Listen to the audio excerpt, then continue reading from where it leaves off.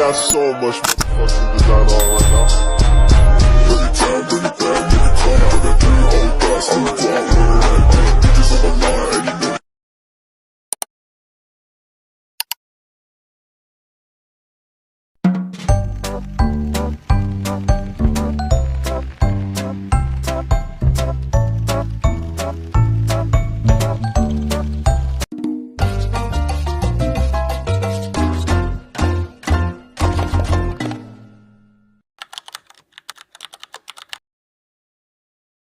Assalamualaikum warahmatullahi wabarakatuh. Alhamdulillahirrabbilalamin. Segala puji hanya milik Allah subhanahu wa ta'ala yang telah melimpahkan nikmat iman, nikmat Islam, serta kesempatan kepada kita untuk terus mempelajari ilmu-ilmu agama. Salawat serta salam semoga senantiasa tercurah limpahkan kepada junjungan kita Nabi besar Muhammad SAW, keluarga beliau, para sahabat, dan seluruh umat Islam yang istiqomah mengikuti sunnah beliau hingga akhir zaman. Teman-teman semuanya, pada video sebelumnya saya telah membahas klasifikasi hadis berdasarkan kualitasnya, yaitu hadis sahih, hadis hasan, dan juga hadis dhaif. Kita telah mengetahui bahwa kualitas suatu hadis ditentukan melalui penelitian yang sangat teliti terhadap sanad, para perawi, serta isi hadis itu sendiri. Pada video kali ini saya akan membahas istilah lain yang juga sangat penting dalam ulumul hadis, yaitu hadis maqbul dan juga hadis mardud. Mungkin ada yang bertanya, bukankah kita sudah membahas hadis sahih dan hadis dhaif? Mengapa masih ada istilah maqbul dan juga mardud? Jawabannya adalah karena istilah ini berbicara tentang apakah suatu hadis diterima atau ditolak sebagai hujjah dalam Islam. Jadi di video pembahasan ini merupakan kesimpulan dari penelitian para ulama terhadap kualitas hadis. Mari kita bahas bersama.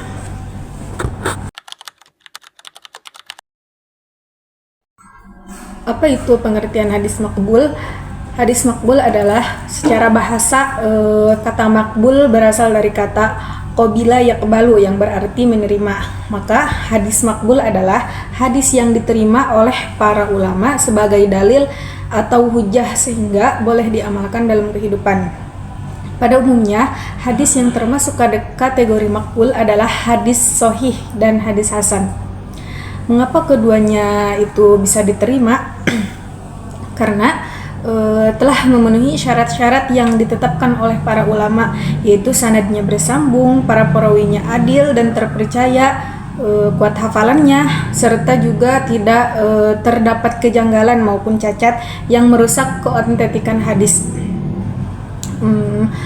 Dengan demikian itu, apabila kita menemukan hadis yang dinilai sahih atau hasan oleh para ulama, maka hadis tersebut dapat dijadikan dasar dalam beribadah maupun dalam menetapkan hukum Islam. Allah Subhanahu wa taala berfirman dalam surah Al-Hasyr ayat 7, "Wa ma atakumur rasulu fakhudhuhu wa ma nahakum anhu fantahu." Yang artinya yaitu apa yang diberikan Rasul kepadamu maka ambillah, dan apa yang dilarangnya bagimu maka tinggalkanlah. Quran surah Al-Hasyr ayat 7.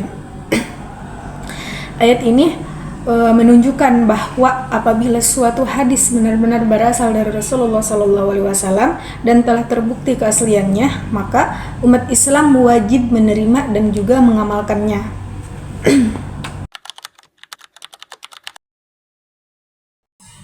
Kemudian, apa itu hadis mardud? Hadis mardud secara bahasa itu berarti ditolak. Dalam istilah ilmu hadis, hadis mardud adalah hadis yang tidak memenuhi syarat untuk diterima sehingga tidak dapat dijadikan hujjah dalam menetapkan suatu hukum. Mengapa hadis itu bisa ditolak?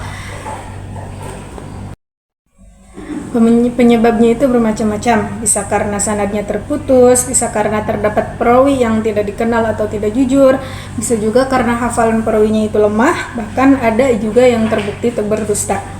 Ada pula hadis yang ditolak karena bertentangan dengan riwayat yang lebih kuat atau mengandung cacat tersembunyi yang ditemukan oleh para ahli hadis. Oleh sebab itu, kita semua tidak semua hadis yang beredar di masyarakat ini dapat langsung diterima begitu saja. Sebagai seorang muslim, kita juga diperintahkan untuk berhati-hati dalam menerima berita, terlebih lagi apabila berita tersebut disandarkan kepada Rasulullah. Allah Subhanahu wa taala berfirman dalam surah Al-Hujurat ayat 6, "Ya ayyuhalladzina amanu in ja'akum fasiqun binaba'in fatabayyanu." Yang artinya yaitu, wahai orang-orang yang beriman, apabila datang kepada kalian seorang fasik membawa suatu berita, maka telitilah terlebih dahulu. Quran Surah Al-Hujurat ayat 6. Walaupun ayat ini berbicara tentang berita secara umum, para ulama menjadikannya sebagai dasar penting dalam melakukan tabayyun, yaitu memeriksa kebenaran setiap riwayat sebelum diterima dan disebarkan. Prinsip ini sangat relevan pada zaman sekarang. Di era media sosial, kita sering menjumpai gambar atau tulisan yang diawali dengan kalimat Rasulullah SAW bersabda.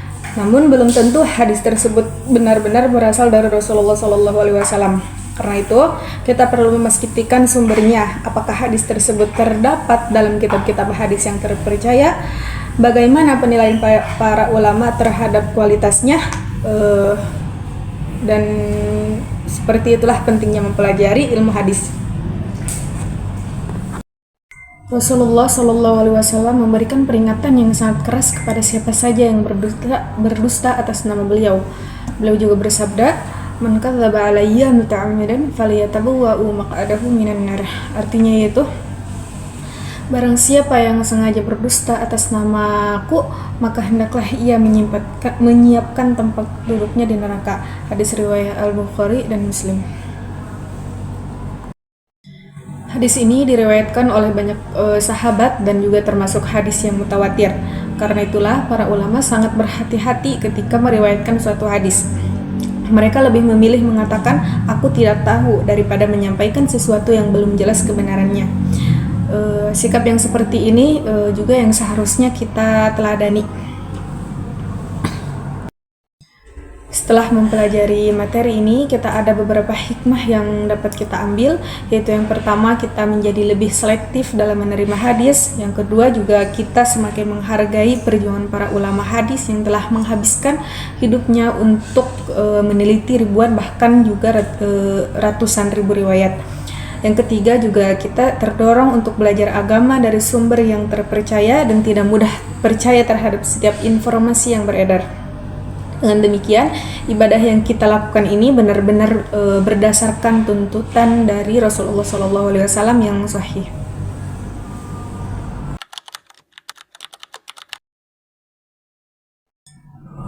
Sebagai penutup, ada sedikit kesimpulan yang dapat diambil dalam video ini, yaitu hadis makbul adalah hadis yang diterima oleh para ulama karena memenuhi syarat untuk dijadikan hujjah. Umumnya itu mencakup hadis sahih dan juga hadis hasan.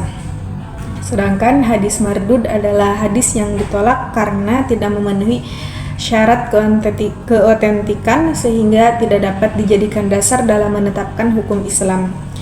Ilmu hadis juga mengajarkan kepada kita bahwa agama ini dibangun di atas ilmu, bukan sekedar dugaan atau cerita yang belum jelas sumbernya.